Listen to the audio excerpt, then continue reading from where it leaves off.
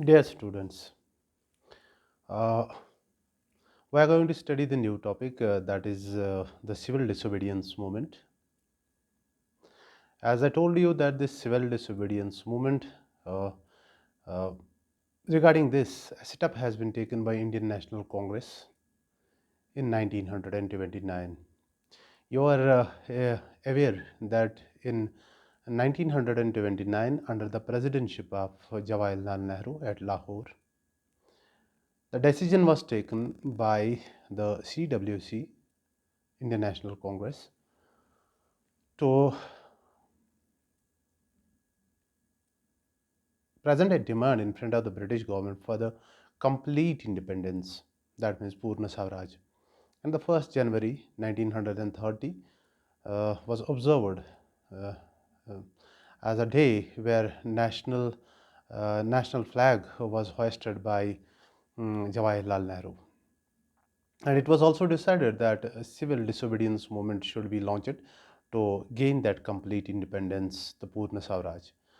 Uh, Actually, Congress Working Committee, the apex body of Indian National Congress, had mandated that Gandhiji to launch the full-fledged civil disobedience movement on his own terms against the British government to meet out their demands.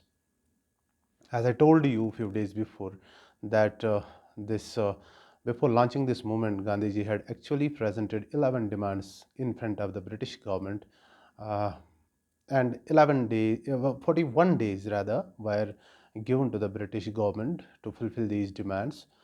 However, when these demands were not fulfilled, then the civil disobedience movement was formally inaugurated by him with a famous march known as Dandi March or Salt March. This is started on 12th of March from Sabarmati Ashram to and um, along with his 78 followers, he reached Dandi coast, picked up a handful of salt, and then opened his fist, th- uh, threw down the salt from his hand, and said to his men that we have broken the salt laws. And this was the formal inauguration of the salt movement, which got started with this Dandi March in 1930.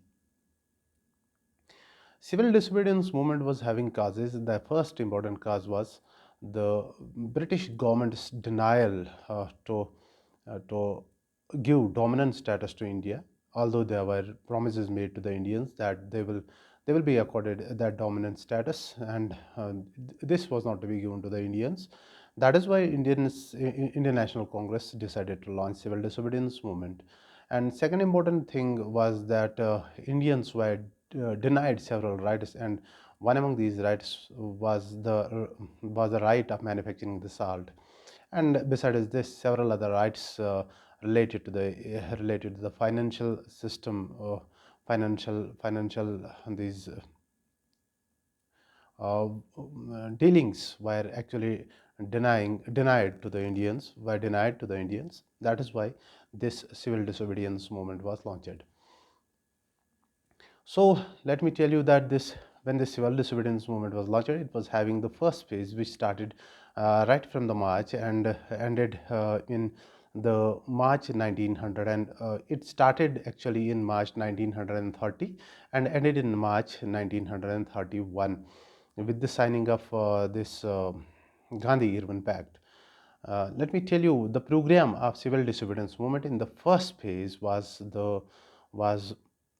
boycott of schools, boycott of courts, uh, boycott of army, uh, picketing of liquor shops, destroying of these foreign cloths which were to be sold by the Indians in the shops. These Britishers in their shops, those shops which were actually owned by the Britishers, they need to be destroyed. This was the program, and in addition to that, they were having another program that was no tax campaign and forceful manufacturing of the salt, coastal shipping for the Indians, manufacturing of these arms and keeping these arms for their own production. These were some of the main programs of that civil disobedience movement. Uh, in civil disobedience movement, actually there were two things. One was the boycott, and another was the Swadeshi, promotion of the indigenous goods for the economic development of the country. Now, in its first phase, campaigns were started by the students, campaigns for boycotting schools. Students majorly participated in picketing, in the picketing of the liquor shops, in destroying the foreign clothes, and peasants, they also participated in no tax campaign. And when Gandhiji started that salt march, similarly at the same time, several international Congress leaders like C. Rajagopalacharya had started the movement in Tamil Nadu.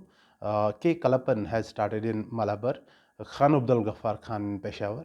Uh, Imam Sahib and Manilal, they actually raided the salt manufacturing factory at a place known as Darshana Salt Factory, and this mm,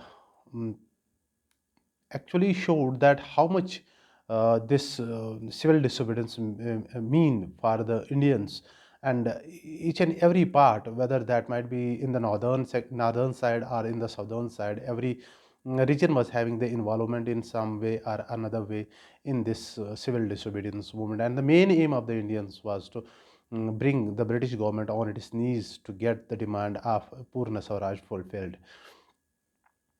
Now this was going on with a full swing, and it was in between that the government had announced these roundtable conferences. And the main aim of a government in announcing these roundtable conferences